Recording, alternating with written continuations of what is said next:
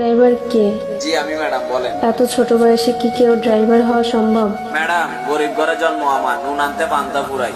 পড়ালেখা করা হয়নি, খুবই অল্প বয়সে মোটর লাইনে এসে রোদে পুড়ে বৃষ্টিতে ভিজে হেল্পারি করে ড্রাইভার হয়েছি।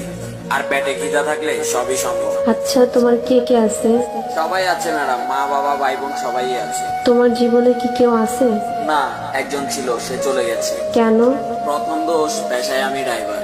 দ্বিতীয় দোষ, আমি গরিব। এমন কিছু অপরাধ দেখিয়ে সে কোনো এক প্রতিষ্ঠিত ছেলের জীবন সঙ্গী হয়ে গেছে।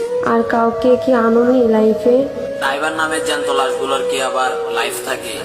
পরিবারের মুখে হাসি আর ওই বেমান নারী দেওয়া আঘাত, সব মিলিয়ে এখনো যে বেঁচে আছি, এটাই তো অনেক।